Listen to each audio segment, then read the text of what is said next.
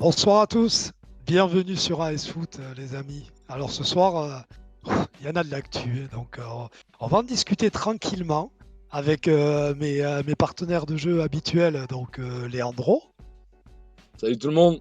Bon, désolé Sofiane, pour le décor. Sofiane l'Interis. Ouais, Leandro a un petit souci de La connexion voiture. chez lui, donc là voilà, il est En en 4G. mode voiture. Donc Sofiane l'Interiste. Salut à tous. Sahaf Torkom à tous ceux qui ont cassé le jeûne, bien évidemment. Et on va se passer une très bonne soirée. Et l'invité du soir qui nous fait le plaisir d'être avec nous, Vincent Duluc. Vincent, comment vas-tu? Ça va. Eh oui, parce Ça que va, mais on a bien choisi notre jour, les enfants. exactement, Aïe, aïe, exactement, aïe. exactement. C'est-à-dire que bon, on pouvait faire les mecs. Ouais, vous voyez, nous, l'actuel tombe, on avait Vincent Duluc. Bon, allez, on va pas mitonner. C'était calé depuis un bon mois avec Vincent et ça tombe là. Et d'ailleurs, je te remercie de pas avoir, d'avoir assuré quand même le coup. Et donc, vous étonnez pas. Voilà, c'est comme un gars d'astreinte. Si jamais il a un coup de fil qui tombe, voilà, parce qu'il y a un bouclage ce soir et tout ça, donc vous étonnez pas. Il a notre autorisation, et bien évidemment, s'il y a un coup de fil ou comme ça, donc peut-être qu'il fera des allers-retours. Bon, bonsoir à tous dans le chat. Donc, comme d'habitude, euh, vous nous partagez ce dont vous avez envie de parler. Si vous avez des questions, profitez-en. On a Vincent. Finalement, en dehors des réseaux de l'équipe et tout ça, on l'a pas souvent ailleurs, donc profitez-en. Donc, allez-y, vous posez toutes les questions et nous derrière, on tâchera d'y répondre. Est-ce que vous avez quelque chose à rajouter, les gars, avant qu'on démarre? Moi, ça me Bah, paraît parfait. Hein. Mais ne négligez les petits bugs qu'il y aura ce soir, parce qu'il risque d'en avoir quelques-uns. Donc voilà. et bonsoir à tout le chat qui nous dit, tout le monde nous dit bonsoir les passionnés, bonsoir à tous, Merci tout le bonsoir, monde. quelle soirée de folie, salut messieurs, salut à tous, j'espère que vous allez tous bien et qu'on va passer une très bonne soirée. N'hésitez pas à poser de vos questions, on les relève et on les posera Et, à et, Vincent, et, bien et, évidemment. et, et comme vous avez pu le voir dans le titre, les gars, on va pas mal parler Super League, je pense, parce que du coup, c'est un peu le truc chaud. On parlera Tout à fait. notamment Ligue 1 aussi, comme d'habitude. Donc les gars, n'hésitez pas à poser toutes vos questions. Vas-y. Alors, Vincent, tout d'abord, on va rentrer vite fait très vite fait, même très très vite, pas vite fait, mais très vite dans le sujet. Bah, je pense qu'on va parler de la Super League. Bon, toi, tu as, pour dire rapidement, 26 ans, 27 ans que tu as l'équipe? 26 ans, 26 ans. mais qui compte? Voilà, ouais. Donc, bon, tu as connu des belles choses, enfin, des belles choses. T'as eu tu vois, t'as connu toutes les différentes époques de l'équipe, tu vois, qu'on Hmm. parte de France 98. Bah, toi, t'es arrivé pile poil là, où ça a commencé Un peu avant, ouais. un petit peu avant, 95, 96. Ouais. L'équipe de Voilà. France m'attendait pour gagner des trucs importants. Ouais. Ouais, c'est ça. Et là, on se retrouve, ben voilà, on va faire un bond, on va aller directement sur l'actualité. Déjà, toi, alors avant que je démarre, je viens de voir un petit truc. Sofiane, il faut que tu sortes un petit cœur. Alors, je t'explique. Ça nous arrive de sortir des cœurs dans le live. C'est quand on a des gars qui se réabonnent, on est obligé de stopper. Voilà. C'est un Allez, abonnement c'est bon. payant si tu veux, donc à chaque fois, on remercie. Alors, Voilà, voilà. je fais des cœurs naturels, donc merci à Papy Gomis qui a pris son 8e mois d'abonnement. Un C'est fidèle, un frère. ancien, donc merci à toi, papy. Supporter Merci, à c'est gentil. Lensois, donc hop. Il Ah ouais, porte bien super. son nom. Merci. Merci beaucoup. Merci, papy. Bon, toi déjà, à la base, tu en pensais, tu vois, t'imagines, je le mets déjà au passé, ce projet de Hmm. Super League. Et déjà sur le fond, donne-nous déjà ton avis ou qu'est-ce que tu en penses de ce projet de Super League? Mais il m'a quand même fait très peur. Et en même temps, aujourd'hui, qu'il est presque caduque, qu'il est presque dans les limbes, là, parce que je vois, au fur et à mesure des désistements, on sent bien que tout ça va finir dans un grand bruit de vaisselle cassée et que ça sera fini.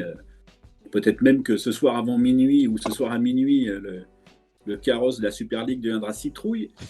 Mais moi, ça m'a fait peur parce que ça a montré le vrai visage des propriétaires des clubs de foot. Ça a montré qui ils sont vraiment, ça a montré ce qu'ils veulent, ça a montré ce qu'ils cherchent, ça a montré ce qui les intéresse dans ce jeu. Et clairement, ça va laisser des traces.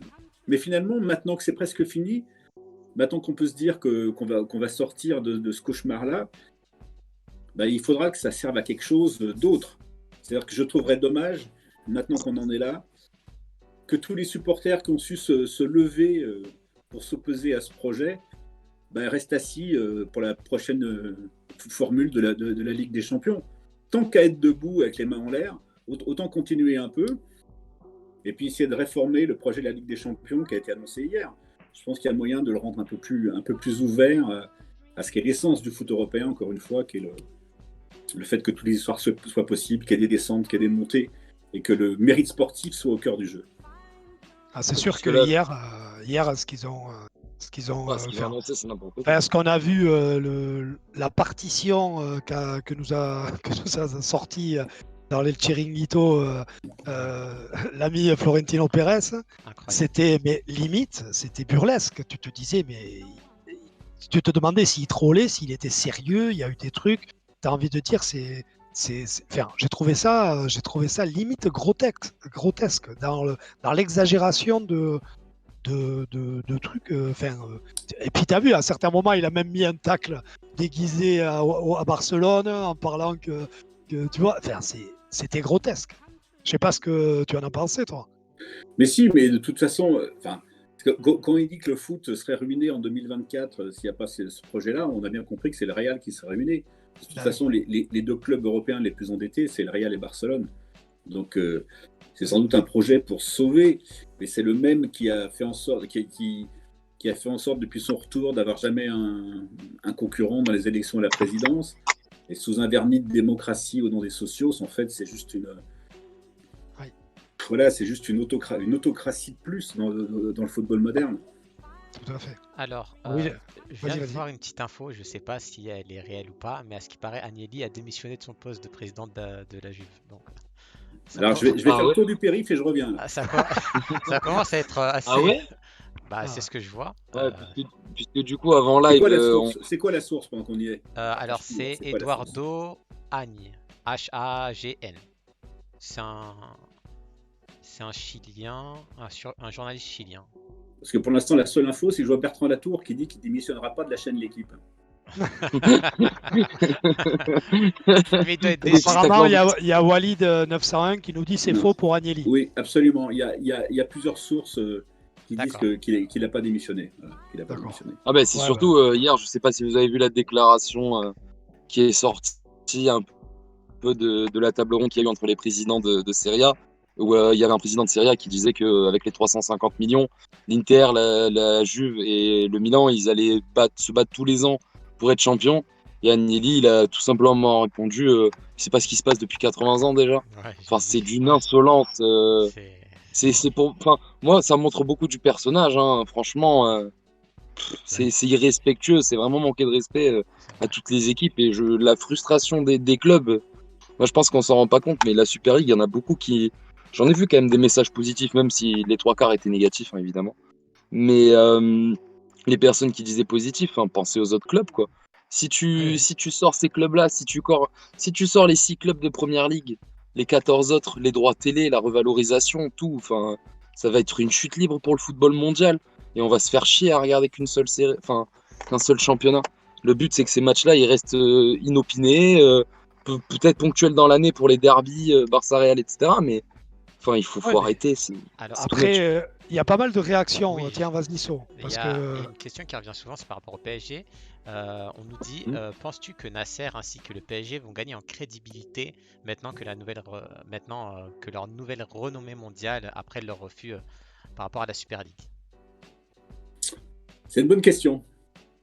Mais franchement, j'ai peu d'illusions sur le sujet.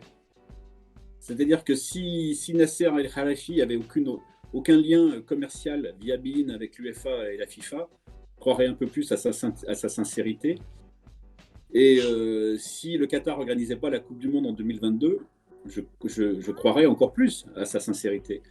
Donc je pense que là, il a fait un calcul qui est autant un calcul politique ou géopolitique et financier que voilà, je crois pas beaucoup à la pureté de ses sentiments pour le sport. Pour le coup, c'est pas incompatible. C'est-à-dire qu'effectivement, il peut être philosophiquement opposé à la Super League et il peut avoir sincèrement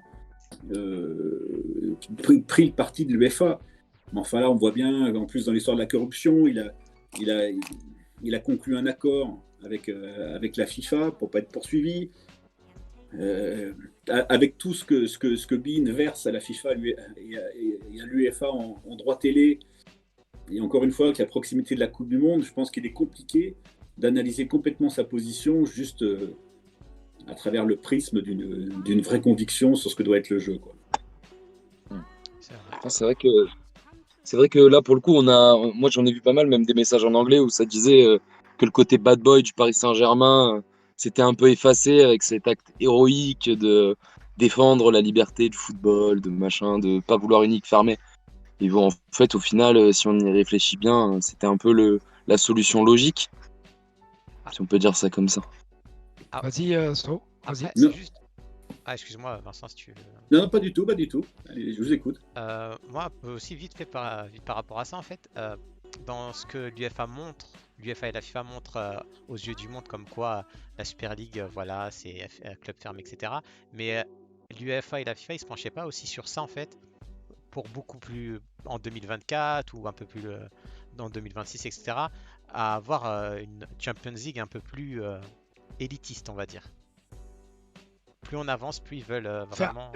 plus qu'élitiste, j'ai l'impression. Après, je te laisse parce que la question elle est pour Vincent, mais plus qu'élitiste, c'est surtout qu'ils veulent faire plus d'argent. Il y a plus de matchs. Au lieu d'avoir 125 matchs, tu as 225 matchs dans la formule de 2024. C'est ça. Donc, qui dit plus de matchs, plus de revenus de droits télé, donc plus de pognon.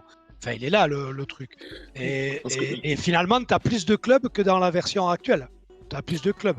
Après, vas-y Vincent, Ouais, pardon. Non, mais on va pas faire croire qu'il y a que les propriétaires américains des clubs anglais ou que les dirigeants avides d'argent du Real, du Barça ou des clubs italiens qui rêvent d'une ligue fermée. J'ai parlé avec plusieurs dirigeants de la Ligue 1 qui pensent que la seule solution pour le championnat de France, c'est également une ligue fermée. Enfin, très clairement, Jacques-Henri Hérault, feu le président de l'Olympique de Marseille, il rêvait d'une ligue fermée pour la Ligue 1 et il pensait que c'était la seule solution pour développer sa compétitivité, pour sécuriser les investissements. Mais nous, en tant qu'amoureux du foot, qu'est-ce qu'on en affiche qui sécurise leur investissement? Qu'est-ce que j'en ai affiche que cette année, en pleine pandémie, les Glazers, à Manchester United, ils sont encore distribués 20 millions de livres de dividendes. Je veux dire, mais voilà, je trouve ça indigne. Et c'est les mêmes qui ont dû virer 50 ou 60 personnes en disant « Ouais, mais avec la pandémie, on ne pouvait pas les garder. » Et puis c'est les mêmes qui disent « Ouais, mais avec la pandémie, on est obligé de faire cette ligue, cette Super League. » Mais voilà, c'est pas possible. Et je pense que là, il y a un gouffre actuellement. Et ce que ces 2 ou 3 jours ont révélé, c'est le gouffre qui existe entre ceux qui possèdent les clubs et ceux qui font vivre le foot et qui l'aiment. Et finalement, c'est alors que la première journée nous a tous laissé un peu chaos et pessimistes, finalement, l'issue nous laisserait presque un peu optimistes. C'est-à-dire qu'il y a des gens, encore une fois, qui sont capables de se lever pour défendre le foot et qui ne sont pas seulement les supporters. On a entendu les joueurs, on a entendu les entraîneurs et qui parfois étaient les employés de ces propriétaires-là. Donc ça, je trouve que c'est extrêmement positif pour ce que représente le foot et sur ce qu'il peut représenter à l'avenir aussi. Et puis moi j'ai vu passer aussi pour voir les différences de point de vue juste rapide et après je te dirais que je te laisse dire sortir ton cœur. Je sais. Donc j'ai vu, si tu veux, j'ai lu par rapport au communiqué du Bayern par exemple. Quand tu vois la position du Bayern, je vais schématiser, mais je vais dire Florentino Pérez, le Real et les clubs de Super League, eux ils te disent il faut plus de rentrée d'argent, plus de trucs. Et tu as le Bayern à côté qui prône en tout cas, qui part plutôt sur un truc de mesure des dépenses et de restriction. Enfin, en gros, on est sur 2 opinions complètement, 2 points de vue complètement différents sur 2 clubs qui sont richissimes, quoi. Et c'est vrai que est-ce que c'est ça qui va aider un petit peu à sortir un peu de cette bulle? Déjà, le Covid a aidé un petit peu à sortir de la spéculation financière sur les transferts et tout ça. Et moi, j'ai trouvé intéressant. Tu l'as vu, non, le communiqué du Bayern, là, où ils expliquent. Et j'ai trouvé ça très Bayern, quoi. Parce que moi, ce club, c'est pas que j'ai des accointances avec ce club, mais je trouve c'est une vieille dame, entre guillemets, par rapport à la vieille dame, mais qui est très classe et très pro, quoi. C'est impressionnant. C'est-à-dire que ils font pas une faute, je trouve. Ils font pas une erreur. Oui. Bon, après ils assèchent complètement la concurrence en Bundesliga. Et Oui. voilà. Mais au-delà de ça, oui. Mais de toute façon, la structure de l'actionnariat dans les clubs allemands, elle les protège du cynisme qu'on peut voir ailleurs. dans la mesure où une société n'a pas le droit d'avoir 50% des actions d'un club en Allemagne. Voilà, ça évite ce qu'on voit ailleurs. Donc alors, petite coupure abonnement. Ramsey 30 qui nous offre un abonnement niveau 1, son troisième abonnement abonnement. Donc Merci, il nous Ramsey. dit, Merci, frérot Ramsey. 3 mois, continuez les frères. Messi de GOAT, ne l'oubliez pas. Voilà. Pour Enfin, tous les nouveaux, hein, n'oubliez pas d'appuyer sur cloche. suivre et d'activer la cloche pour les différents lives. Hein. Vas-y. Donc, alors, il y avait une petite question qui était, je trouve, assez intéressante, puisqu'il y a beaucoup. Alors, déjà, commencer la question de Papy Gomis, qui a utilisé point de chaîne. Il nous dit, Vincent, penses-tu que cet épisode peut faire éclater la C'est la bulle? question que je viens de poser. Ah, c'est ça que Sans t'as faire pris, exprès. ouais. J'ai même pas fait exprès. Hein. Ok, bah, pas de souci. Mais je lui ai pas posé la question. J'ai dit, j'espère moi que ça va. Ok, bah, Voilà. on va la Mais poser. pose-lui. Donc, Vincent, penses-tu que cet épisode peut faire éclater la bulle spéculative? Je sais pas, parce que c'est une bulle. La bulle spéculative, elle dépend de la solidité des marques mondiales, donc des marchés, de leur place sur les marchés émergents, en Asie, en Amérique du Nord, etc. Elle dépend du marché des transferts, elle dépend des droits télé, en gros. Et puis un petit peu des recettes guichets, mais pas tant que ça. On va dire qu'elle dépend plus du panier moyen, ce que les clubs appellent la dépense moyenne par supporter qui assiste au match, que vraiment des recettes guichets qui sont plus vraiment essentielles aujourd'hui dans les budgets des clubs. Donc la bulle spéculative, je pense quand même, elle est d'abord liée au transfert plutôt qu'aux compétitions. Je la vois pas liée à l'organisation des compétitions. En fait, enfin si, elle est quand même liée aux compétitions, parce que si la ligue était fermée et si les investissements étaient sécurisés, de toute façon, visiblement, dans le cas du projet de la Première Ligue, les 12 salopards, comme les Anglais les appellent, les 12, ils s'étaient déjà mis d'accord pour un salary cap, c'est-à-dire pour avoir plus de recettes, mais pour que les joueurs touchent moins d'argent. Parce qu'ils auraient fait un système américain de limite de salaire, peut-être de draft pour équilibrer un peu les chances à la fin de l'année. Et ils auraient fait plus de bénéfices, mais ils auraient été les seuls gagnants de ce truc-là. Donc oui, la bulle spéculative peut éclater, parce que quand il y a incertitude sportive, forcément, les investissements ne sont pas garantis. C'est la définition même de l'incertitude du sport, du fait que vous pouvez être super riche, et puis comme le Real au milieu des années 2000, vous restez 10 ans sans aller plus loin que les huitièmes de finale de la Ligue des Champions. Donc voilà, ça peut éclater, et j'ai vraiment envie de voir comment financièrement le Real pourra se remettre de l'échec de la Super League, par exemple. Ça va être compliqué pour eux. Et ensuite, Moi, vas-y. je me posais une question parce que je sais pas si tu avais suivi il y a quelques années du coup la création de la fameuse Euroleague de basket en Europe, et ça avait été un peu le même débat, ça avait été la même chose, des clubs riches qui décidaient de faire une ligue plus ou moins fermée. Pendant 2 ans, il y a presque 2 ans, il y avait eu les restrictions avec les joueurs internationaux, tout ça. Mm. Et est-ce que là, la seule différence qu'on a, c'est que les acteurs même, à savoir les joueurs, les coachs, donc Klopp, du coup, qui était carrément dans le projet, Pep Guardiola, et parlé, est-ce que c'est ça qui a fait capoter le projet pour toi? Ou ouais, enfin, tu vois, moi j'avais vraiment peur qu'on finisse comme l'Euroleague en fait. Non, mais ce qui fait la différence, c'est la base populaire. Ouais, c'est C'est-à-dire ça. que la base populaire et même la surface médiatique du basket, il n'y a pas eu le tremblement de terre qu'il y a eu avec ça. Je regardais cet après-midi, c'est Patrick Urbani, journaliste de France Foot, qui l'a mis sur Twitter. Je regardais les 6 minutes 30 de James Corden sur son Mhm. Saturday Night Live, sur la télé américaine, où il s'est donc permis de parler du foot européen et du foot anglais pendant 6 minutes et demie, en introduction de son émission. Un truc J'ai de pas fou. vu, non. Et il était brillantissime, c'était magnifique. Il a parlé du lien, de la communauté, de ce que représentait le foot en Angleterre. Parfois, il pleurait presque comme ça en parlant de ce que ce projet remettait en cause. Donc, je veux dire, c'est qu'au basket, il n'y avait aucune chance que ça arrive. Le basket avait déjà perdu son audience. Mm. La vérité, c'est que la Coupe d'Europe de basket, bon, elle était sympa. Hein. Moi, j'en ai vu des finales. Je me souviens d'avoir vu Split à Bercy au début des années 90 avec Kukoc, avant qu'il parte à Chicago. C'était fantastique, c'était magnifique, j'adorais ça. Mais il n'y a pas eu d'opposition parce que le modèle économique du basket était trop pauvre. Et, et ça a été un vrai problème. Très franchement, il y a un effondrement de la visibilité du basket français au fil des mauvais contrats télé. Ils ont choisi les télés en général pour des mauvaises raisons, pour des raisons financières, mais c'est ça qui les a tués en général. Je parle du championnat de France. Donc forcément, personne ne s'est dressé contre parce que ça ne représente personne. Alors que là, on est dans le sport le plus universel, le plus populaire du monde. Donc ils ne se sont pas rendus compte à quoi ils s'attaquaient en fait, je pense. Et c'est ça, encore une fois, qui est rassurant. Ils ne se sont pas rendus compte et ils l'ont pris quand même en pleine gueule, globalement. Alors donc, j'avais retenu une question. Non, j'ai hâte de voir les retomber dans les prochaines semaines.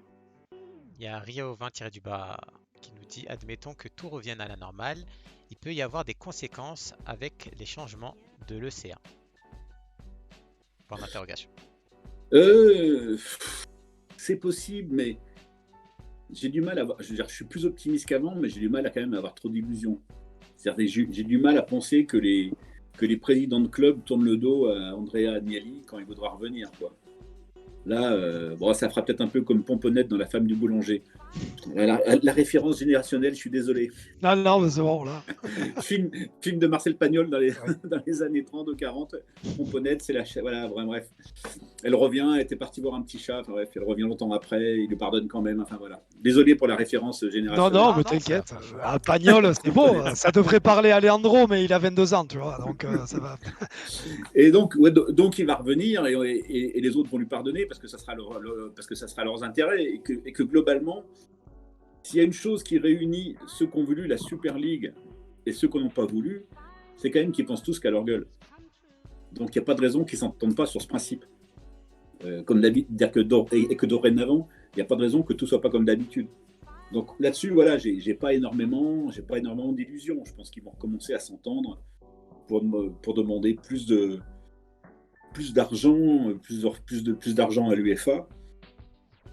Et quand on y réfléchit un peu, on se dit quand même que l'annonce aujourd'hui par l'UEFA qui pouvait développer les ressources de la Ligue des Champions et arriver à, je sais plus, à 7 milliards.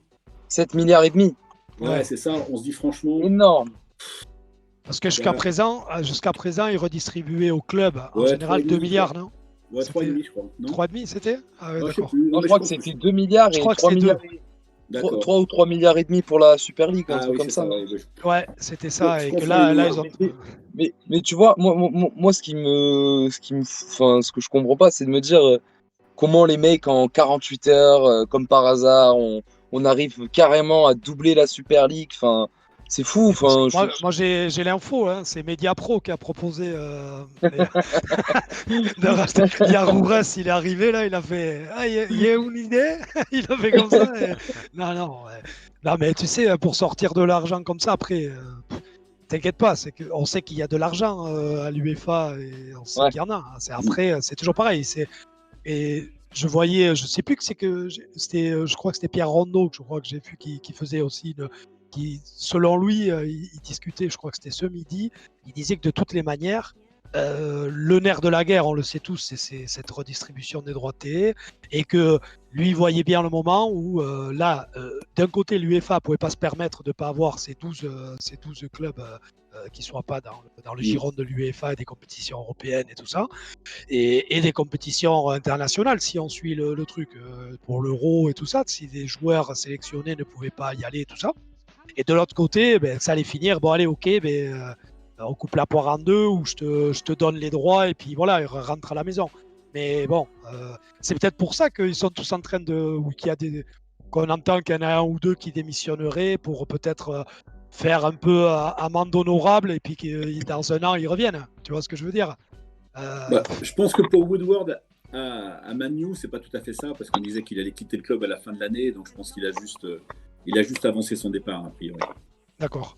Mais pour d'autres, oui, c'est tout à fait possible. Oui, c'est juste histoire de dire, quoi. Et juste, il y a Ramsey30 qui nous dit, est-ce que vous avez vu le tweet de Conor McGregor? Ouais, il a dit pour acheter le Manchester United. Exactement, c'est la petite boutade, je pense pas qu'il soit sérieux. Et,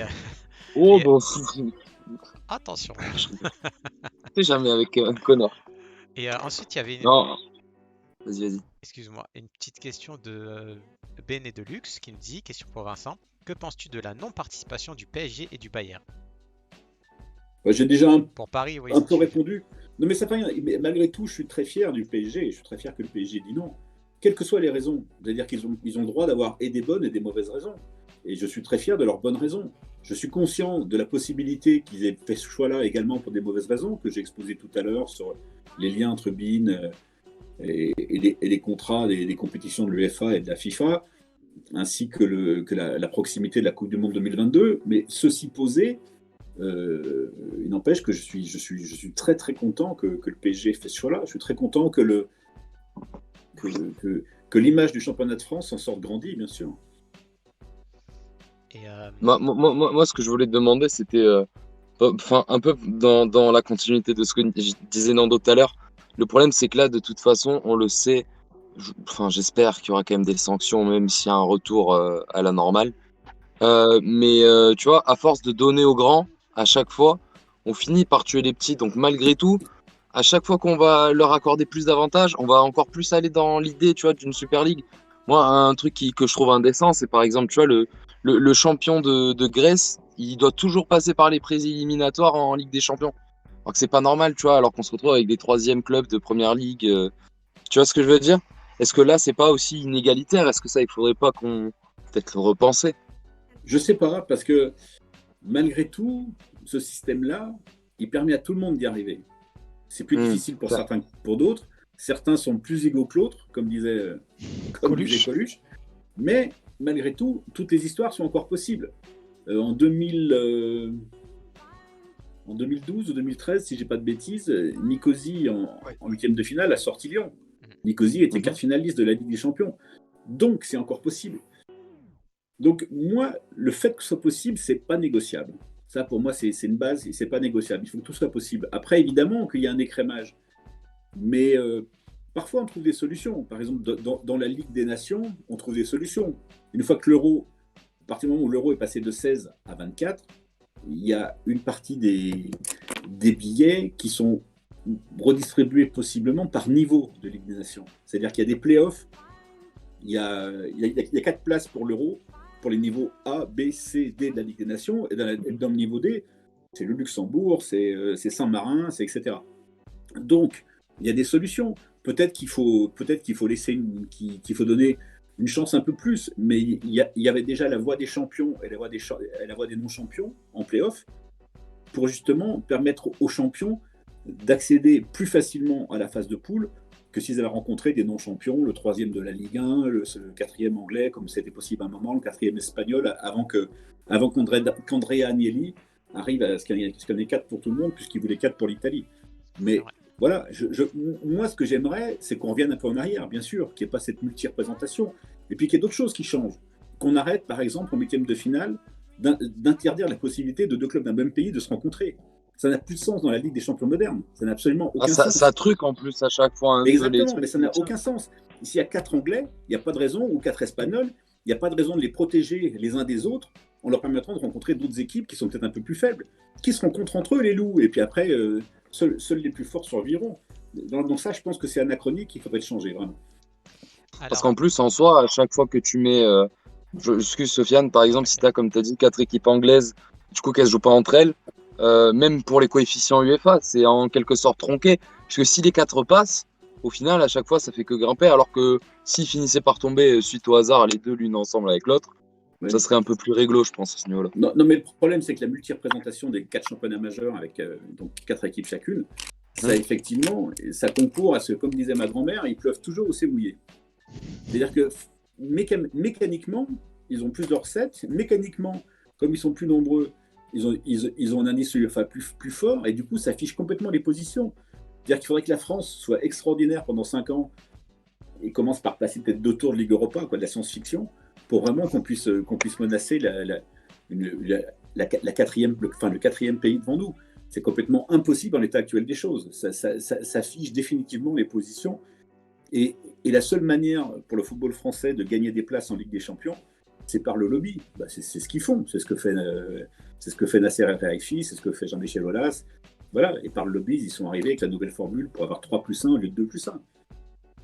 Mais bien sûr que c'est pas juste. Bien sûr que c'est pas juste. Bon. Et ensuite, on a beaucoup de réactions dans le chat, donc ne vous inquiétez pas les Ouais. gars, on vous lit tout, on lit tout, on regarde tout. Et donc bon, il y a Marco hein, qui nous dit je vote pour que Leandro klaxonne pendant 30 secondes à chaque sub, à chaque abonnement. À Ensuite, chaque c'est vrai. abonnement, je lâche un klaxon. Écoutez, c'est promis. Chaque abonnement, je lâche un klaxon, c'est bon? voilà. Ensuite, il y a Araza Nim qui nous dit le PSG est le plus grand gagnant de cette histoire. Ensuite, il y a Ezox qui nous dit Vincent, tu es le plus humble et ça montre que tu es un gars en or. Ça, c'est les petits compliments aussi. Il y en a Tu tous les vois, jours. t'as vu, Ah, c'est pas, tu vois, on prend. Hein. Alors, il y a Pal qui nous dit Tuchel qui a justifié et défendu la Super League, ça va être marrant pour lui. Vu Ah, que de ouf. celle-ci, ça va être assez complexe. Et il y en a qui sont contents pour Howard, le président de Manchester, hein, apparemment. Woodward, ouais. Woodward, pardon. Ouais. Donc, on a beaucoup de réactions par rapport au PSG, comme quoi que maintenant Paris va vraiment être crédible aux yeux de l'UEFA et de la FIFA.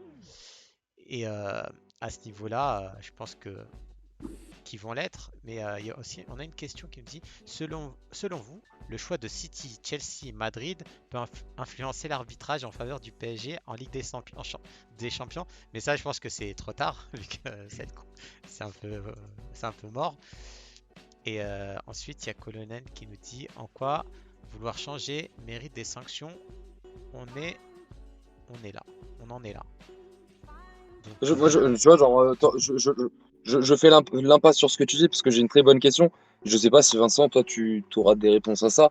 Mais du coup, aujourd'hui, dans l'état actuel des choses, c'est quoi les sanctions auxquelles on peut s'attendre, s'il y en a vraiment? Ou est-ce que tu penses que ça va se finir à l'amiable, main dans la main? Mais moi, je pense pas qu'il y aura des sanctions. De toute D'accord. façon, c'était une guerre. C'est une guerre qui a duré 3 jours. Et après la guerre, l'idée de tous les puissants, c'est quand même la réconciliation. C'est quand même toujours d'oublier ce qui s'est vraiment passé pour se réconcilier, pour écrire une nouvelle histoire. Mais après, très sincèrement, enfin très sérieusement au niveau historique, c'est ce qui s'est passé en France en 1945. C'est l'amnésie pour pouvoir se reconstruire. Bah, à l'échelle du foot, tout simplement, je pense que ça sera la même chose. Je pense que l'amnésie sera probablement un peu nécessaire pour se reconstruire, sauf que sauf que les fans de foot, ils vont pas oublier les noms de ces 12-là. Je pense qu'ils vont s'en souvenir et que ça va laisser des traces. Mais ça va laisser des traces dans la défiance entre les propriétaires et les supporters. Mais en même temps, les propriétaires, ils sont très mal connus. C'est des figures lointaines qui viennent pas souvent en Angleterre, par exemple, dans le cas des clubs anglais. Les interlocuteurs des supporters, en général, c'est les présidents. Et encore, contrairement au football latin, les présidents en Angleterre n'existent pas beaucoup médiatiquement non plus. À part Ed Woodward, effectivement, à Manchester United, parce qu'il a été très critiqué, mais les autres, ils existent très peu. Ou alors Daniel Levy, ou à Tottenham, mais les autres, ils existent peu. c'est vrai. Par exemple, celui à Chelsea, il s'appelle quand même Bruce Buck, mais personne ne le connaît. Non, Le propriétaire, c'est Abramovich, mais le président, Bruce Buck, enfin, c'est plutôt Marina Granovskaya qui tire les ficelles, mais officiellement, le président, c'est Bruce Buck. Personne ne sait qui c'est. Personne, ça c'est sûr. Mais c'est quand même lui qui a rencontré les joueurs. Visiblement, il a rencontré les joueurs, je crois, lundi, et les joueurs lui ont dit qu'ils ne comptaient pas renoncer à leur sélection nationale pour jouer la Super League. Donc, ça, c'est tout pour a moi. décompté quand même. Pour moi, ça, c'était l'élément où j'y ai jamais cru. Tu vois, à la différence du basket, je sais que les footballeurs, en général, enfin, la consécration pour tout jeune, en soi, c'est de représenter son pays. Et je voyais mal certains joueurs, parce qu'au final, toutes les grandes stars qui ici seraient vues privées de l'équipe nationale, tu vois, moi, je voyais pas, par exemple, un mec comme Cristiano laisser faire, laisser aller, tu vois. Bon, au final, ça a été un gars comme Bruno Fernandes. T'as dit Cristiano au hasard. Au hasard, juste parce que je suis portugais et que non mais tu vois par exemple Bruno Fernandes, j'ai trouvé ça ouf que le gars direct il a réagi, tu vois. Et bon derrière il y a eu toute la multitude de messages qu'il y a eu Pavard qui a mis un bon même si lui il était pas forcément concerné, il y a eu Klopp en déclat, Pep du coup les déclats qu'il a fait, Pep les déclats elles sont quand même très fortes. Enfin tu le vois qu'il y a un point où même pour eux c'est une rupture, c'est pas possible, c'est pas normal. En plus, elles n'ont pas été reliées par justement Manchester Oui, par le City. compte C'est officiel ça de qui est Manchester incroyable. City. Exactement. Tu te dis, En France, ça aurait été impossible. Enfin, moi, je vois aucun club qui aurait été capable de mettre des déclats qui remettent en cause des décisions du club sur les. Enfin, c'est trop. On n'a pas ce droit, quoi. Alors, il y a une question qui relie un peu la NBA et toute cette histoire. Question pour Vincent. Pourquoi on est fasciné par la NBA, ligue privée et summum du spectacle sportif, avec des marques fortes, les Lakers égale le Real par exemple? On serait choqué de faire ça pour le foot, point d'interrogation. C'est juste que ce n'est pas notre culture en Europe, point d'interrogation. Bien sûr, mais il y a une différence de culture fondamentale. C'est que le principe du sport européen, c'est une pyramide, c'est un principe pyramidal. On peut partir de tout en bas pour arriver tout en haut, et tous les niveaux intermédiaires existent. C'est pas le cas aux États-Unis, où quand vous jouez au foot américain, vous pouvez jouer au lycée, vous pouvez jouer en collège, en université, et après, soit vous allez en pro, en NFL, soit vous allez à McDo, en gros. Donc, il n'y a pas de sport amateur, il n'y a pas de couche intermédiaire entre les pros et le reste. Donc, c'est complètement différent. Effectivement, c'est une culture complètement différente. Mais c'est évidemment, on va dire, c'est le choc des cultures auquel on vient d'assister en fait depuis 2-3 jours. C'est sous l'influence. Bon, je ne disculpe pas ni Agnelli ni Fiorentino Pérez, mais c'est les influences aussi des propriétaires américains et de ce modèle-là qui a concouru à ce projet de Super League. Et tu n'as pas été étonné de voir que, par exemple, alors c'est l'entraîneur du club, un des clubs phares du projet Super League, mais tu n'as pas été étonné un peu du. On sait que c'est un taiseux, Zizou, mais qu'il ait pas pris position. J'ai pas été étonné parce qu'il l'a jamais fait pour quoi que ce soit en fait. C'est son tempérament, c'est son caractère. On peut le regretter. On peut regretter qu'avec une parole qui porte autant que la sienne, il ne l'ait pas fait. Après, il a pu placer sa fidélité affective envers Fiorentino Pérez au-dessus de ses principes. Voilà, c'est un choix personnel. J'ai aucun doute qu'il n'était pas en faveur de la Super League. Je regrette qu'effectivement, qu'il ne se soit pas senti la liberté de le dire, bien sûr. Mais après, c'était pas un peu compliqué pour lui, puisque justement, Florentino. Ah ouais, président. Mais compliqué, c'est compliqué, mais. Ouais, mais lui, c'était quand même le poste un peu peut-être le plus compliqué, je pense. Le fait qu'il parle pas, c'est un peu logique. Un mec comme Klopp, moi, ça m'a pas étonné, puisqu'il avait déjà donné son avis clairement sur le sujet au cours des dernières années, Klopp, notamment. Il n'a quand même pas dit grand-chose. Enfin, il a pas dit grand-chose, Klopp. Il s'est surtout plaint que les fans de Leeds aient un peu insulté les supporters de Liverpool. Il a reproché aussi à Gary Neville de le faire, mais il ne s'est pas dressé complètement contre ses propriétaires, quand même. Je trouve que Pep Guardiola l'a fait beaucoup plus nettement que ça aujourd'hui. Mais tu vois, moi, ce que je disais de Klopp, c'est que vu que lui, il est un peu sur la sellette aussi, c'était pas plus étonnant. Pep, par contre, lui, pour moi, ça m'a beaucoup étonné, puisque je pense qu'à City, il n'a pas du tout sa place en jeu. La saison est parfaite. Mais justement, moi je trouve que c'est plus. Mais tu vois, moi, contrairement à ce que tu dis, je trouve que justement, c'est plus. Quand tu es en place, tu vois, et même quand tu es sur la sellette, je veux dire, pardon, quand tu es sur la sellette, si tu veux, c'est pas facile d'aller dire un truc. Mais moi, je pense que. Moi, j'étais un peu déçu par Zizou. Voilà la question que je te posais. Moi, j'étais déçu parce que je pense que, quoi qu'il dise Zizou, si tu veux, je vais pas te dire qu'il peut rien lui arriver, mais bon, de toute façon, tu as vu tout ce qu'il a amené au Real, il a une place aussi énorme au Real. Je veux dire, c'est le gars qui a gagné le plus de Ligue des Champions d'affilée. Il a le passé de joueur qu'il a. C'est comme si Di Stefano il parlait, tu as Zizou derrière. J'exagère, mais c'est pas loin, quoi. Je veux dire, moi, je pense qu'il aurait pu dire ou dire, mais tu sais, à sa façon, un truc genre, tu sais, c'est bien, mais c'est dommage pour les supporters. Voilà. Tu dis juste ça. Tu ne te dis pas de démonter ton président. Tu dis, les supporters, c'est important, je comprends. Ou juste faire preuve d'un peu d'empathie. C'est-à-dire juste dire, ça fait. Je comprends, ou dire, je comprends les supporters. Mais tu te dis pas, par exemple, Florentino, il a parlé avant à Zidane, peut-être tu lui as expliqué ce qui allait se passer, etc. Il lui a dit peut-être. Mais dans ce cas-là, tu es dans un club, tu dis en presse, on ne répond pas à une seule question de ça. Et puis point barre, et je peux te dire que, à mon avis, tu dis ça je sais pas, c'est toi qui vas me dire, Vincent, tu vas peut-être me dire le contraire. Mais je pense que si jamais ils font une conférence de presse ou comme ça, tu as moyen de faire ne pas dire les, enfin, tu vois, faire ne pas poser les questions, tu vois, ne pas faire poser les questions aux gens. Tu vois, tu as des moyens. S'ils veulent faire pression, ils ont des moyens de le faire. Ouais, bien sûr. Bon, Voilà. et les gars, vous êtes écoutés, là, je viens de recevoir un texto de David Cosette qui, Oui. qui me dit merci d'avoir pris ma question. Ah, Ah, mais Sur tu la vois, NBA mais voilà. et la Super Oui, League. oui, on a. Après, Eh ils ben, ont tous des pseudos. Tu sais, un la dernière triomphe, fois, un c'était triomphe. pareil. Non, mais attends, la dernière fois, on fait, on s'est rendu compte qu'on avait Mathieu Bodmer, Julien Brun dans le chat, et tu sais, ils mettent tous des pseudos. Donc, on essaye de lire bon, tout le monde et D'ailleurs, vous êtes vraiment très nombreux ce soir. Merci beaucoup les gars d'être là. N'hésitez pas à vous abonner, n'hésitez pas à suivre, à activer la cloche et poser vos questions. Venez dans le chat, venez parler avec nous et on va poser les questions avec aucun souci. vas-y, So. Sans aucun souci. alors il y a le Spotted qui nous dit je vois Je me lève une seconde, je mets une petite laine à mon grand âge. Vas-y, Vas-y, D'accord, vas-y. pas de vas-y, souci. vas-y. Alors, donc les gars, n'oubliez pas, on lit toutes vos questions, ne vous inquiétez pas. Seulement on répond, on écoute, donc vous inquiétez pas pour ça. On lit vos questions. Alors, donc je disais, le Spotted qui me dit je vois beaucoup de critiques sur le nouveau format. Pouvez-vous m'expliquer le problème à part qu'il y ait plus de matchs? Bon, alors déjà Vas-y, effectivement, il y a plus de matchs. Et au lieu que chaque équipe joue 6 matchs en phase de poule, chaque équipe va en jouer 10. Va jouer en 10 et ça ne sera plus un système aller-retour.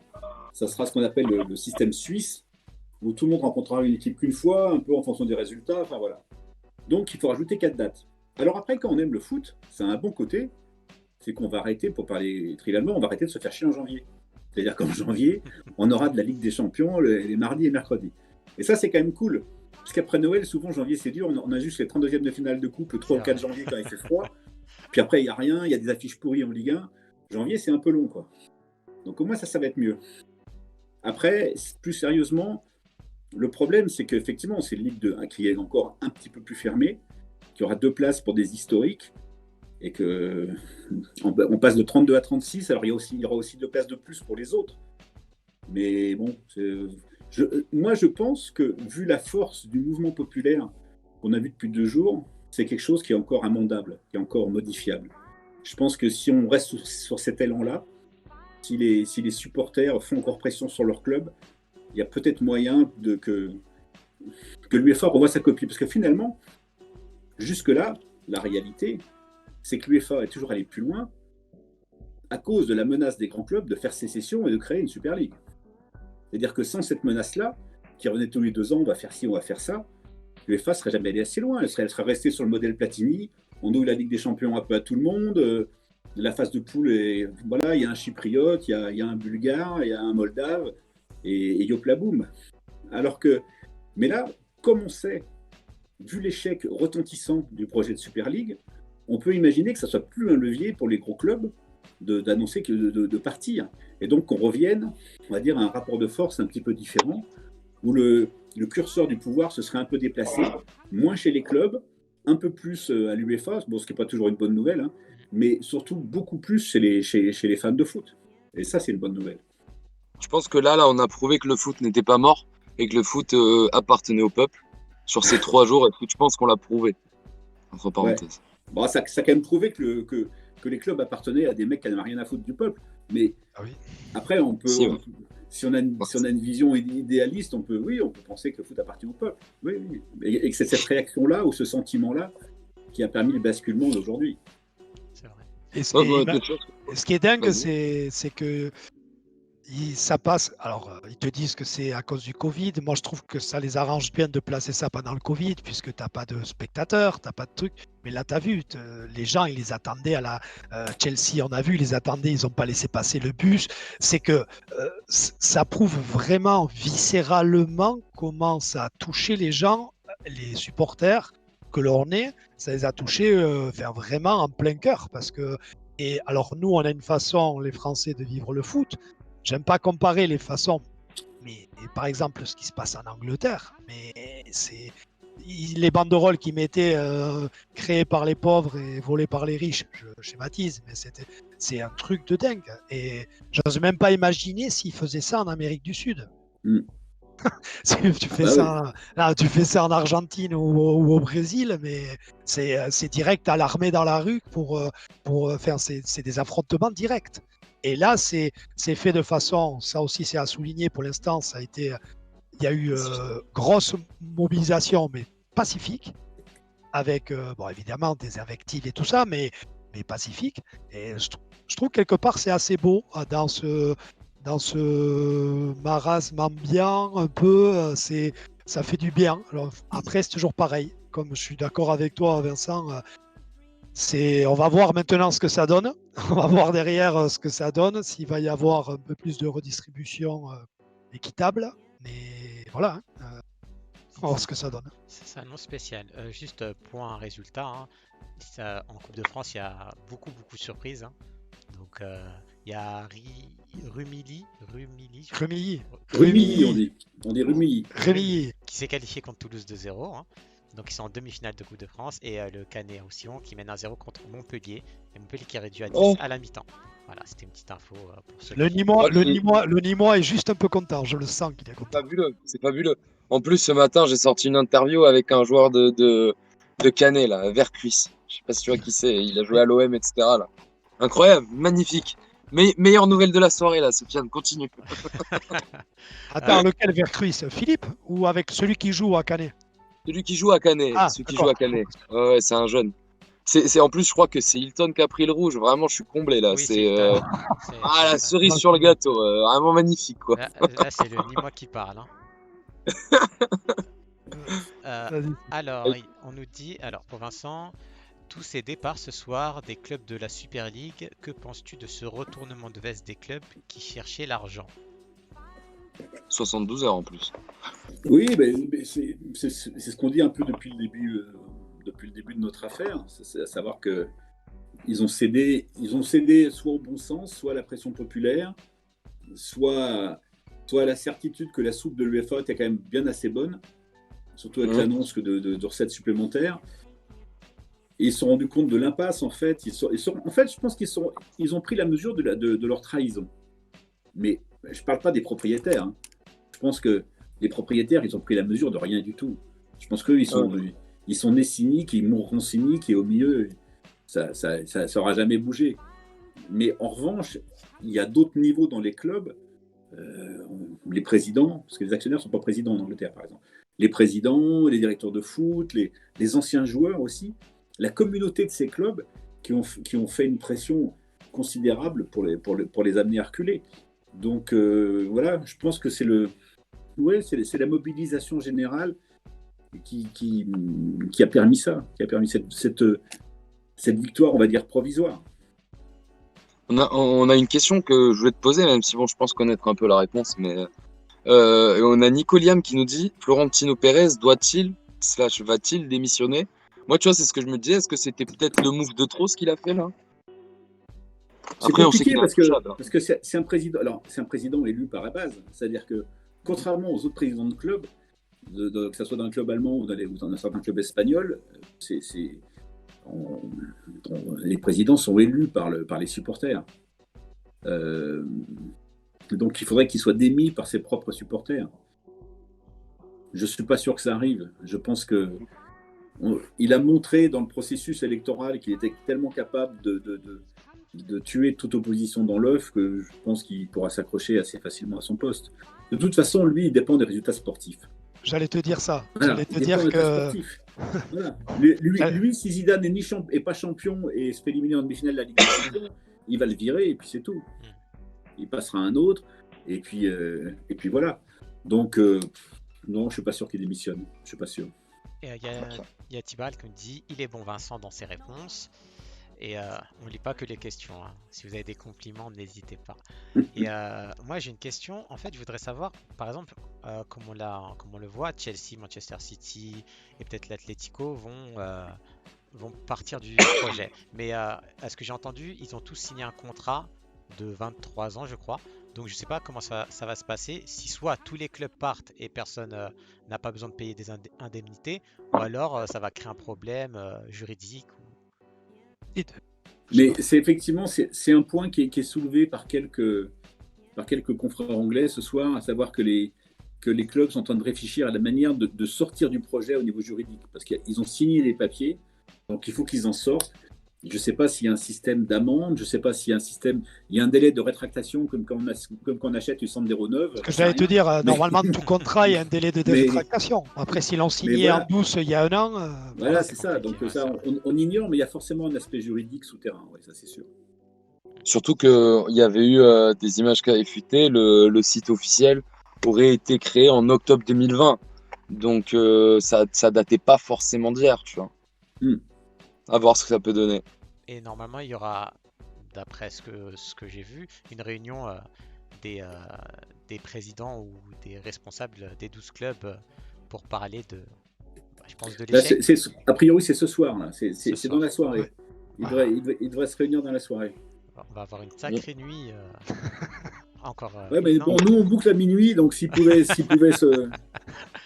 Et, on se fait un petit point Ligue 1 juste vite fait, sur Twitter, il y a un petit commentaire, et je vais lire quand même, qui me dit: Vincent, tu es absolument génial, ton humilité et ta partialité, à chaque fois que je t'écoute, on sent que tu es un super gars.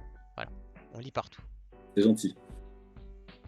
Et on se fait un petit point Ligue 1 avant ou on continue sur la Super League comme vous voulez. Non, mais on peut changer, on peut... Moi, j'avais appris d'autres questions en plus en dehors de... Comme tu veux.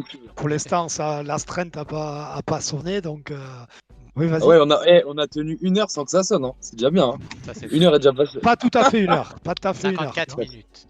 Et voilà. Moi, si tu me demandes mon avis sur la Ligue 1, tu sais que je vais très fort. Hein. Oui, mais non, pas la Ligue 1. Non, mais parce nous, ils le faut, connaissent, notre avis. Faut pas que tu t'étonnes, Vincent, que Sofiane ait du mal à dire Rumilly. Ouais. Il a du mal déjà à dire, je sais pas moi, Dijon, et c'est comme il regarde pas la Ligue 1. L'entraîneur de Nîmes.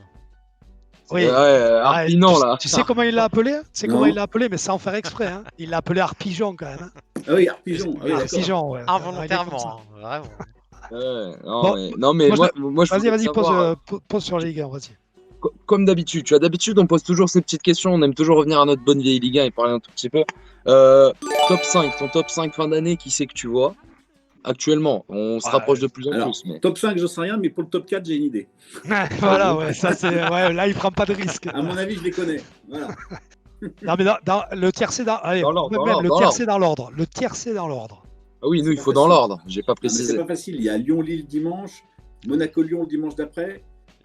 Lyon, moi, je pense que ça va faire un PSG, 2 Monaco et 3 Lille ou Lyon. Ça va dépendre de dimanche. Ah ouais. Ah, Lille, ça veut dire... D'accord. Ouais, Lille s'est cassé la gueule, c'est possible. Mais Monaco est dans une super forme. Je sais pas. Alors, dans le chat, on nous demande le klaxon parce que Papy Gomis a offert un abonnement à Tibarel. Merci à Papy. Attends, 3, 2, 1.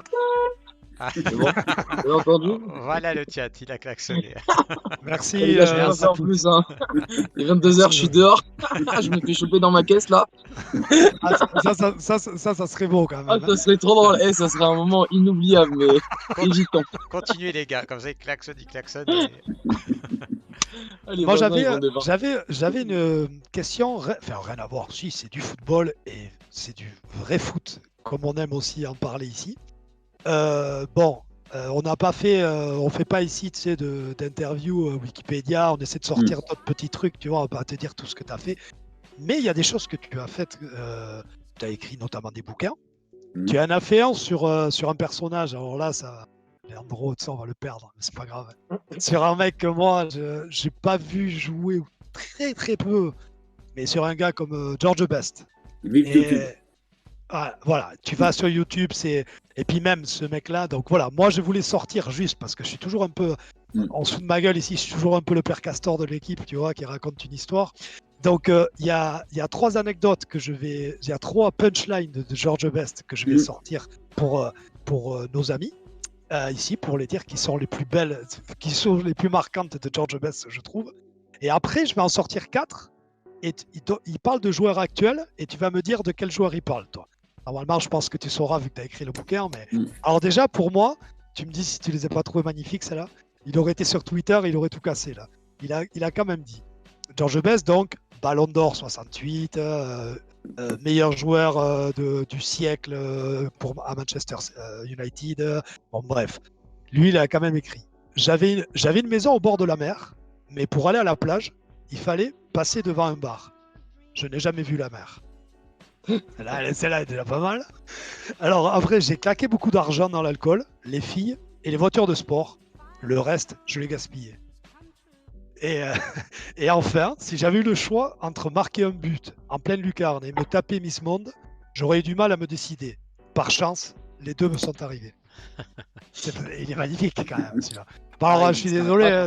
Ah ouais, c'était incroyable. Elles sont très bien. C'est l'un des premiers tweetos. Ça, c'est de la punchline. Bon, après, il a une triste vie, triste fin de vie, je veux dire, voilà. Mais c'était voilà, c'était un grand joueur. Donc, toi, qu'est-ce qui t'a poussé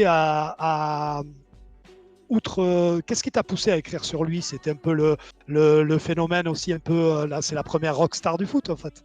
C'est la première rockstar du foot, mais moi, c'est surtout un attachement historique et personnel au foot anglais. J'ai vu mon premier match à Highbury à Pâques 1972. J'avais 9 ans. Avec mes parents, je suis allé voir Arsenal-Wolverhampton. Il y avait Alan Ball qui jouait à Wolverhampton. Il y avait Charlie George qui jouait à Arsenal. Et j'en ai été... voilà. Ça m'a... Je ne vais pas dire que ça a changé ma vie, mais un petit peu quand même. Donc, en fait, j'ai toujours un lien vraiment fort au foot anglais. Je pense que c'est... Quand je serai plus à l'équipe, c'est peut-être le seul que je continue à regarder. D'accord. Mais avec l'âge, on choisit ses plaisirs. Quand j'étais jeune, je me sentais l'obligation de tout voir. Aujourd'hui, je choisis. Voilà. D'accord. Alors, justement, donc, je vais te lire 4 punchlines qu'il a balancées sur 4 joueurs. Et donc, tu vas me dire de qui il parle. Alors, il y en a une. Il a dit, George Best a dit de ce joueur. J'ai dit un jour que le QI de ce joueur-là était plus petit que le numéro de son maillot. Et ce joueur-là m'a demandé, qu'est-ce que c'est un QI? Pauvre Paul Gascogne. Voilà, il parlait de Paul Gascogne. Voilà. Ensuite, il a dit également d'un autre joueur, son pied gauche ne lui sert à rien, il est mauvais de la tête, il ne sait pas tacler et il ne marque pas souvent. À part ça, il est bien. Et il l'a même qualifié plus tard d'unijambiste. C'était sévère pour David Beckham quand même. Ouais. Oh, David Beckham. Oui. je la connaissais pas celle-là. Ouais, alors le début, c'est au début quand il jouait à Manchester United. Voilà, il a eu toujours ce regard. Ensuite, il y en a 2 autres qui sont, pour le coup, j'ai commencé par les 2 tacles et après il y en a 2 plutôt sympas. Il a dit d'un autre joueur, pendant des années, j'en ai vu défiler des nouveaux George Best. C'est la première fois que je prends ça pour un compliment. C'était à propos de qui? Là, je sais pas. J'ai un trou là sur celui-là. C'est un qui va faire plaisir à Leandro. Cristiano. Oui, de Cristiano Ronaldo. De Cristiano Ronaldo. C'est juste parce qu'il avait le numéro 7. Quoi. Voilà. Et enfin, il a dit je rendrai. Alors ça c'est beau quoi, parce que quand tu sais l'appétence qu'il avait pour l'alcool, il dit je rendrai tout le champagne que j'ai bu pour jouer en match européen avec lui à Old Trafford. De qui parlait-il? Kanto? Yes. Ouais, Kanto. Voilà.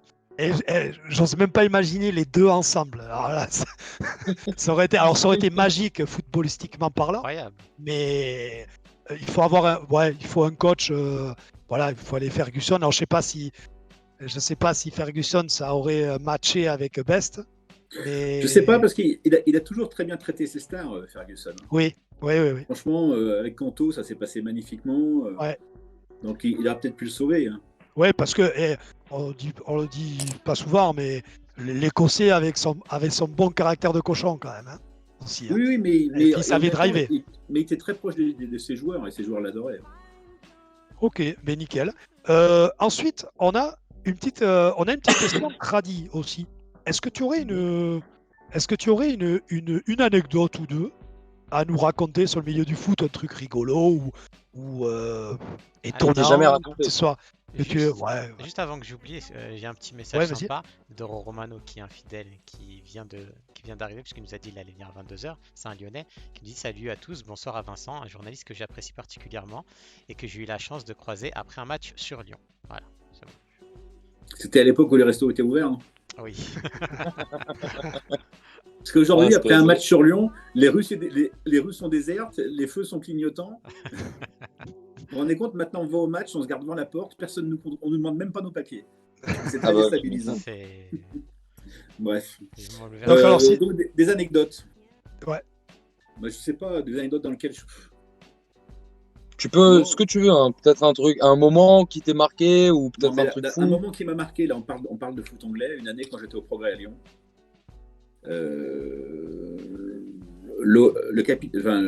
Un des joueurs de l'OL, la saison 89-90, celle de la Coupe du Monde en Italie, était Mick McCarthy, qui était le capitaine de l'équipe d'Irlande. Et ce jour-là, l'OL va le chercher pour le récupérer, c'était une semaine de derby, va le chercher à Dublin en avion pour le ramener à Lyon. Et là, moi j'étais au Progrès, et le club dit on voudrait emmener quelqu'un de M6 et quelqu'un du Progrès. C'est la semaine de derby, on fera un reportage sur Mick McCarthy. Ça pourrait être sympa, les gens ne connaissent pas beaucoup, ça serait bien, etc. C'est bon, très bien, on y va. On arrive à l'aéroport à Dublin, accueilli par Jackie Charlton. Il y avait Bernard Lacombe dans la délégation, accueilli par Jackie Charlton, qui nous sert le thé, quand même. Jackie Charlton qui nous sert le thé, et qui nous dit, avec mon camarade de M6, on était 4-5, quoi, et qui nous dit, bon, évidemment, vous êtes les amis de Mick, vous venez avec nous au stade dans le bus. Donc nous voilà dans le bus de l'équipe d'Irlande, à pas trop savoir où se mettre, en se disant, bon, il y avait Stapleton, il y avait...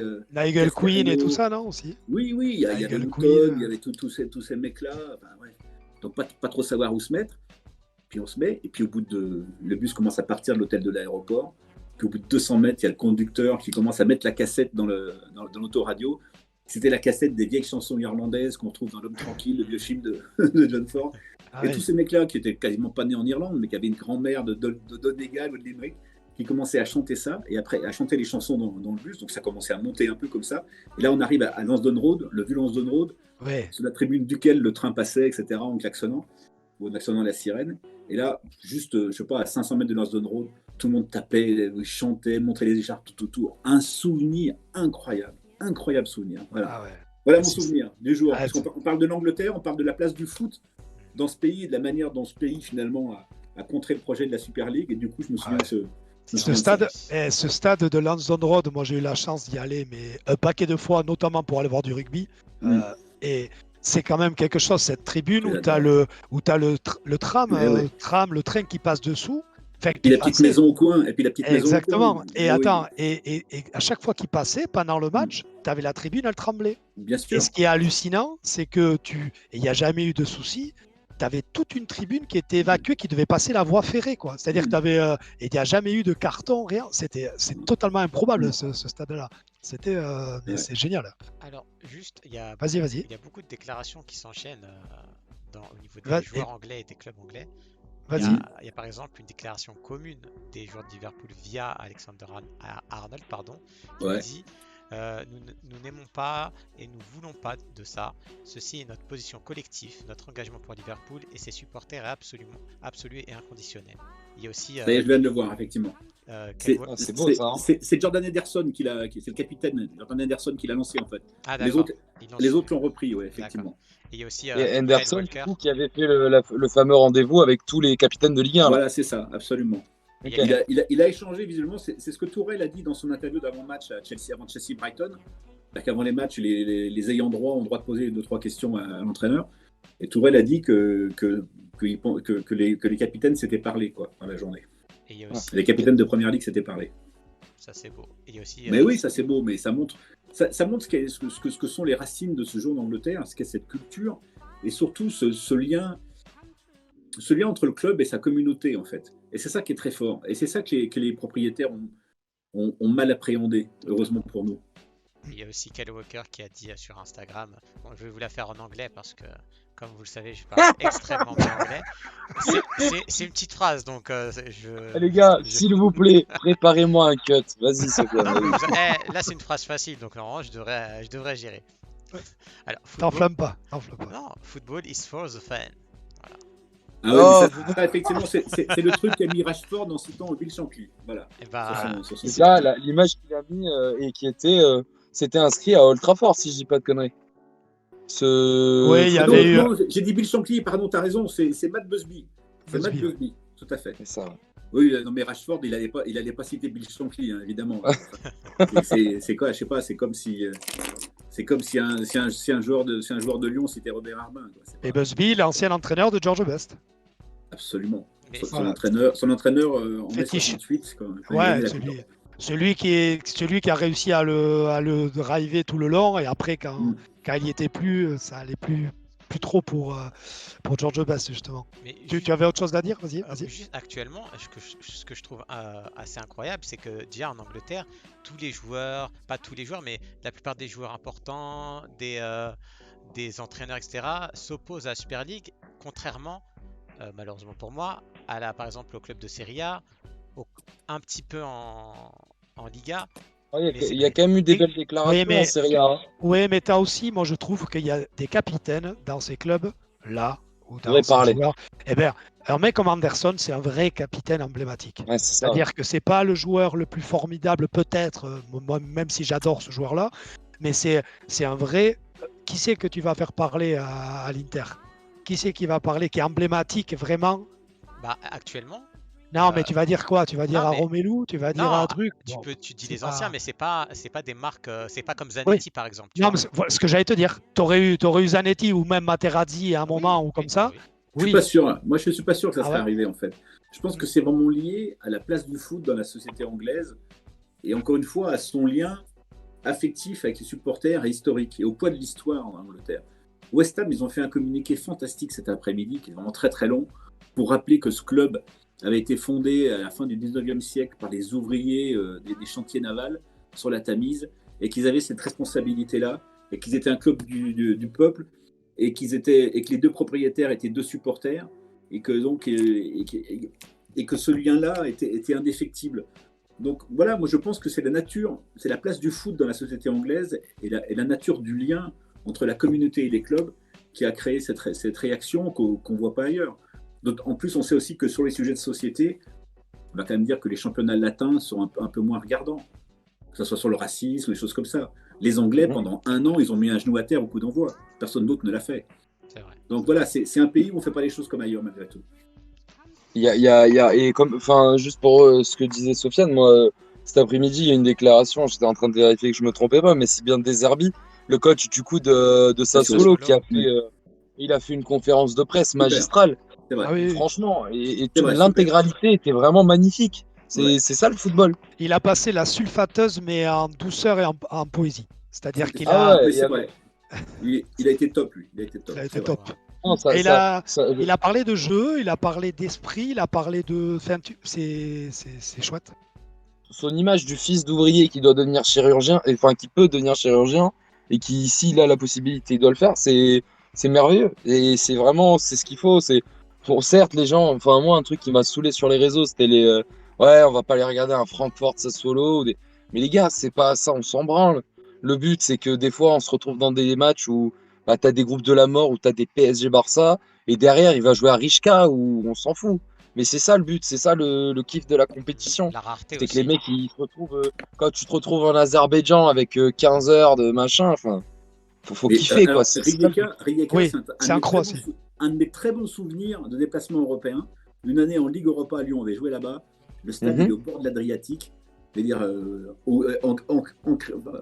encaissé dans les rochers. C'est magnifique. Ça doit être La ville, incroyable. elle est très belle aussi, je crois, Magnifique. Rika. Hein. Magnifique. Oh. Vive la Ligue Europa. Vive la Ligue Europa. Ah oui, oui. Ouais, ouais. Et puis tu vois ici, tu vois, nous on pousse, tu vois, on est gentil, on va pas, tu vois, on creuse pas après pour savoir parce qu'on sait la côte adriatique, la Croatie, c'est magnifique. Tu vois, Leandro, tu poses pas tes questions habituelles, c'est bizarre. Non, mais je suis très professionnel, monsieur. On est très Ouais, non, professionnel. je charrie. Juste, il y a un petit Oui, On ne commentaire. vas-y, pense vas-y. pas. Vas-y. Qui a utilisé point de chaîne. Bon, il veut que je m'entraîne en anglais apparemment. Il dit Football is nothing without fan.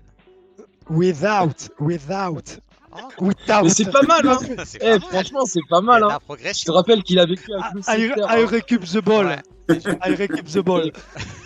Memphis give a Ils pass. ont fait des t-shirts à Lyon avec la phrase de Fekir. Ils ont Ah, fait je- des t-shirts. Il est fabuleux. Il récupère the ball. Fabuleux. Ouais, je savais Ouais, pas en moi- plus. Les gars, est-ce qu'on ne prendrait pas deux petites questions de plus dans le chat et on Moi, j'en poserait ai- la moi, question Moi, j'en ai une Vas-y. et je pense que j'aimerais, mais je sais très bien qu'on pourrait y passer 2 heures, mais je te demande Ouais. pas d'y passer 2 heures Non, parce que non, c'est il y a un pour moment, il toi. faut que je retourne au boulot, moi. Exactement. Oui, c'est pour Mais ça, ouais. là, tu vas voir pourquoi, mais je m'en voudrais de pas te la poser parce que ben, c'est ma génération, j'étais en plein dedans. Tu as écrit un bouquin là-dessus, donc tu as sorti un bouquin à l'affaire Jacquet. Alors, Ouais. je te demande pas de revenir sur En tout, 2008, ouais. sur tout. Voilà, en 10 ans 2008, après. Ouais. 10 ans après 98. Est-ce que tu pourrais synthétiquement et me dire pour toi la principale explication de la cassure qu'il y a eu entre Aimé Jacquet et ton quotidien, l'équipe, en 98? Bah, c'est une cassure qui remonte au milieu des années 90, après l'enchaînement des matchs nuls et de plusieurs éditos un peu durs, et d'une éditoriale un peu dure. Avec le recul, quand on compare avec tout ce qui a suivi, ça paraît un peu dérisoire. Très franchement, les critiques, c'était un peu l'école des fans. C'était Jacques Martin, ça allait vraiment pas chercher loin. C'était beaucoup moins personnel que ce qu'il a dénoncé. C'était d'abord une querelle esthétique, c'était lié au fait qu'on s'ennuyait et qu'on l'a écrit. Donc il y a eu une rupture qui est venue, je pense, en mars ou avril avant la Coupe du Monde, qu'on a titré avant un match à Russie, c'est quoi ce match, après c'était quoi ce match, c'est comme ça, et on joue à 13 après une conférence où en fait il n'avait rien annoncé. Mais c'était une logique d'opposition comme on en a toute l'année, comme les journaux en ont toute l'année avec les entraîneurs. Là où ça s'est cristallisé contre nous, c'est d'abord parce qu'il a gagné. Et lui, très franchement, il avait tous les droits de prendre sa revanche, de nous en vouloir et de ne pas nous pardonner. Ça m'a jamais choqué. Ça m'a jamais choqué. Lui, il avait le droit. En revanche, je trouve qu'il y a beaucoup de confrères de l'époque qui en ont profité pour se trouver un peu amnésiques et profiter de cette amnésie pour accourir dans le camp de la victoire, alors qu'ils avaient écrit pire que nous pendant 3 ou 4 ans. Donc voilà, c'est un peu le souvenir que j'en ai, mais encore une fois, c'était une logique d'opposition comme il y a tout le temps. Mais comme il y a tout le temps, enfin comme il arrive tout le temps dans les clubs de Ligue 1 avec les quotidiens régionaux, par exemple. Voilà, ça fait partie de l'histoire du foot. Simplement, jusque-là, à l'équipe, quand ça arrivait, et c'est arrivé à peu près avec toutes les équipes de France depuis le début du siècle, enfin, bon, même si l'équipe a succédé à l'auto après en seulement 47, mais la différence, c'est que les équipes de France ne gagnaient pas avant.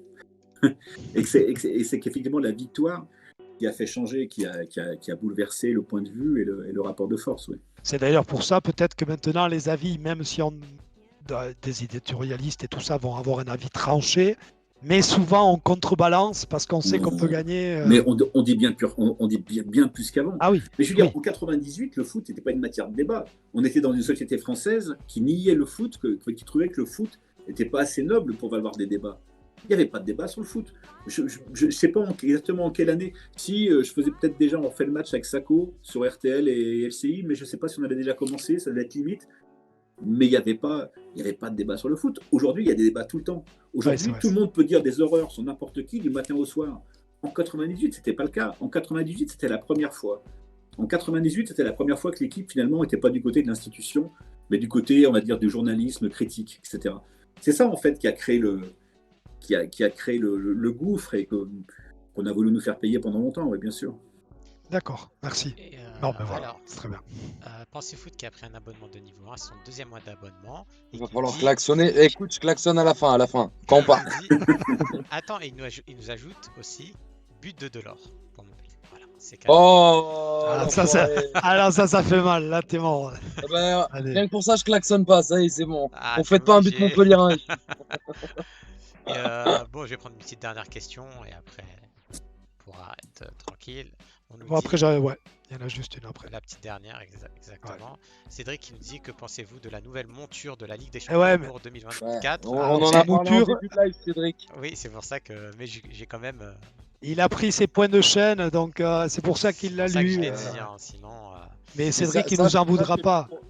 Tu pourras regarder sur le replay, Cédric. Exactement. Voilà, parce que t'es arrivé, on va pas faire répéter ça. Dernière chose, il y a la Réunion. Les médias espagnols disent que la Réunion, elle est maintenant, quoi. Est-ce que ça D'accord. Donc en fait, vous êtes en train de m'annoncer que je suis pas couché, quoi. Voilà, c'est ça. Tu vois, alors on va te Tu poser vas faire des heures sup ce soir, alors, Vincent, là, on c'est va te sûr. poser la dernière question de Tradi, qui est une question toute simple, et après on va te laisser tranquillement, et tu vas voir qu'on va être pile poil en 1h30. Putain, Magnifique. on a On est rarement bon, hein. été timé comme ça. Franchement. Et on Alors, se croirait à la télé, Vincent. Sache que chez nous, c'est rare. Hein. De toute façon, je serais parti, les gars. Vous m'auriez plus vu. Vincent, Vincent, donc nous traditionnellement, on demande à nos invités, si tu avais 3 invités à nous conseiller d'inviter dans l'émission, qui correspondraient à l'esprit de ce que l'on fait ici, et ça peut être joueur, entraîneur, consultant, journaliste, qui c'est que tu nous conseillerais d'inviter? Ah, bah, je vais forcément penser à quelques camarades de la chaîne L'équipe, que ce soit l'équipe d'Estelle ou l'équipe du soir. Ah, Voilà, on en a fait. Non, mais c'est quand même tous des bons clients, quoi. Vous avez fait Didier Roustan?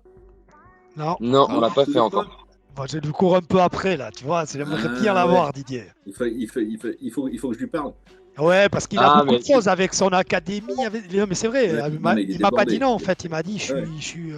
Ouais. Alors c'est vrai que moi Et ce soir, j'avais Vincent, rien à foutre, quoi. Non, non, mais non, tu es quelqu'un de parole. C'est-à-dire que tu vois, t'es Non, déjà. Voilà. mais si Vincent, tu veux faire une passe D, on prend. bon, Ah on oui. verra. On En prend. contrôle. Non, après, il y a des tas de gens du foot qui sont assez passionnants, quoi. Mais c'est pas très facile de trouver trois invités. Et tu vois, des gens qui sont là, qui vont se poser. T'as vu comment on est? En fait, on laisse beaucoup déjà la parole, je pense, aux invités. On répond au chat. Voilà. Et c'est l'essentiel. Si on parle, tu vois, ballon, ballon, ballon. Donc là, il y avait l'actu. Sinon, on aurait parlé d'autres trucs, mais l'actu. Je suis souvent en contact, par exemple, avec Bruno Bini, qui est l'ancien sélectionneur de l'équipe de France féminine. Mhm. Ouais. Et là, au niveau de la génération, déjà que moi je suis vieux, alors lui, non, j'exagère, hein, s'il m'entend, ça va être une horreur.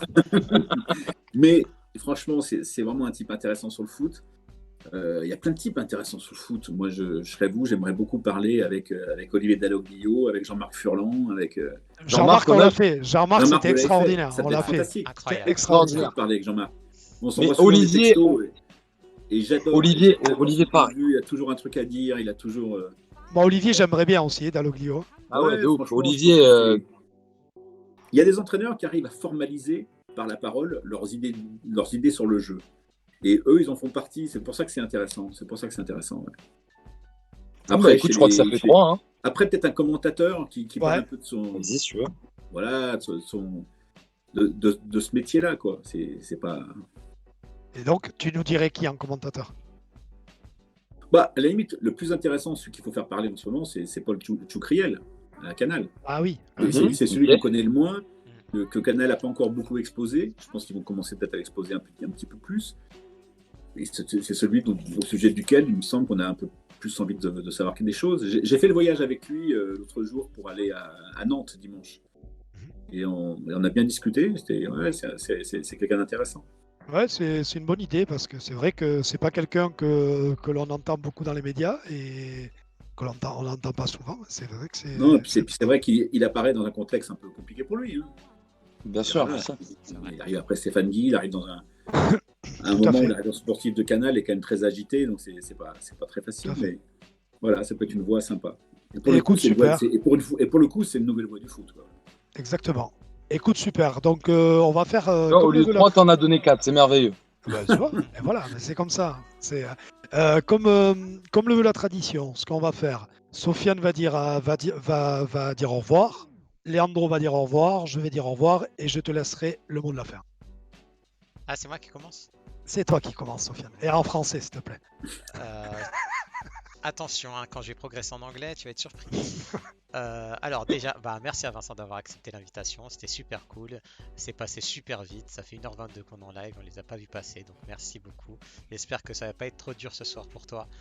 Et ensuite, merci à mes deux compères comme d'habitude, et merci au chat d'être venu, d'avoir posé des questions, d'avoir été bienveillant, donc ça a été super, merci à tous. Et Schalke qui est relégué en division 2 allemande, je voulais dire. Et, une des 30 plus grandes fortunes, un des 30 clubs les plus riches d'Europe. C'est fou, ça. C'est fou, mais vraiment C'est fou. Donc voilà. Et c'est officiel pour City aussi qui se rétracte apparemment. Ah, c'est Ouais, officiel. Absolument. Et Il J'aime y a- bien il y a- Sofiane, le quand tu communiqué- dis au revoir, il est le marrant. communiqué du club vient de tomber, ouais.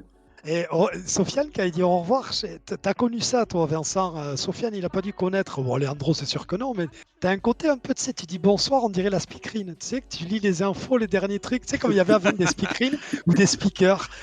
T'es notre Patrick Simpson-Jones à nous. Voilà, ouais, t'es pas mal. Il ne reste plus qu'à dire une petite réclame Ah, et c'est bon. et dernière chose, sur Twitter, je pense que Marco il a mis un cut de moi qui parle anglais. Ah ouais, bah, c'est Nabil. C'est Voilà. Nabil Fekir. Voilà, Attends. merci. Ah, je veux aller le voir. celui-là. Merci. Bon, à toi, c'est Leandro, tout pour vas-y. moi. Écoute, moi comme d'habitude, merci à Nando, Sofiane, super live comme d'hab. Un énorme merci à Vincent, vraiment c'était passionnant. C'est pile le type d'émission qu'on aime, on est là, on parle tranquille, tu vois, bienveillant, vrai, et vraiment ça fait vraiment plaisir. Merci à tout le chat, merci à tous ceux qui sont et qui nous ont découvert ce soir. Voilà, on espère continuer de vous régaler. Et activez la cloche, il y a beaucoup de choses qui se préparent. Et bon, comme j'ai pas oublié, pensez foot, je vais klaxonner. Si je dors dehors, ce sera de ta faute. Mais voilà, en tout cas, bah voilà, je fais la passe à Nando et on finit sur un coup de klaxon. Voilà, magnifique. Ouais, il était timide, le klaxon. Ah, Tu nous vends que t'es un ultra nîmois. Vas-y, attends. De Bon. une, je veux manger, de deux, je veux pas dormir dehors. Donc bon, on va éviter. Bon, Vincent, merci beaucoup d'avoir accepté l'invitation. Merci à tout le chat. Je vais répéter un peu ce que disent nos collègues. Ça fait très Michel Drucker, mais merci à tous. Merci vraiment pour la force que vous donnez au projet. Donc, ça fait super plaisir. Et Vincent, ben, je te souhaite plein de bonnes choses. Je te souhaite déjà à très court terme de passer une bonne nuit de travail. Et non, et après, plein de nouvelles choses. Je sais pas s'il y aura d'autres, parce que tu as fait des bouquins, tu as même fait un petit roman et tout. Je sais pas si tu as d'autres choses à l'écriture. En tout cas, que tous tes futurs projets se passent bien, se réalisent surtout, et puis la santé. Et puis... Merci les gars, c'était un plaisir. Mais vraiment, en plus, ça m'a pas handicapé pour les papiers que j'ai à faire, parce qu'en fait, le fait d'en parler, ça m'a fixé un peu les idées dans la tête. Ça l'a mis de l'ordre. Et pendant qu'on parlait, des fois, je prenais des notes.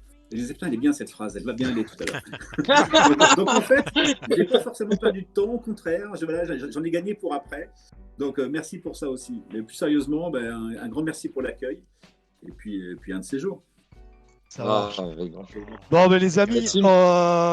merci à tous. On se retrouve jeudi aux alentours de 22h, 22h30. Oui. Juste, Qu'est-ce que t'allais dire je host quelqu'un, hein, puisque Ouais, on va oui, bien rester- sûr. on va Ouais, donc rester dans restez le les foot. frères. Donc vous restez là les amis, tant que on va envoyer notre public, on va tous aller donner de la force à Alors, un autre À une streamer. autre chaîne. je vais vous dire, c'est First Team, puisque on reste dans le foot, on essaie de rester dans le foot. Donc, j'ai trouvé cette chaîne. Bon, il y a beaucoup de monde aussi, mais n'hésitez pas, hashtag ASF, ASFoot comme d'habitude. Hashtag ASFoot, et voilà, allez envoyer, allez les spammer un peu et parler de nous aussi en même temps. Bon les gars, on se Voilà. retrouve jeudi soir 22h30 pour un live react sur les plus grands vols du football mondial. Voilà, la VAR, Bullshit, quand il bullshit. n'y avait pas la VAR, voilà. Et puis sur ce, on vous souhaite une très bonne soirée et à très vite. Ciao, ciao. Ciao tout le Ciao. monde. Bye bye, ciao ciao. Ah merde, bon, il a quitté, c'est pas grave. Oh les frères, putain, j'ai klaxonné, ma daronne, elle va m'enculer, hein. Vous êtes des malades, hein. Eh, on est Putain, pas en pourquoi live j'ai dit- encore? Non, Merde, j'ai- j'ai vraiment. mais attends, puisque le... Eh, ce mec. Non, là on t'entend en fait, mais c'est rien, c'est rien, c'est rien.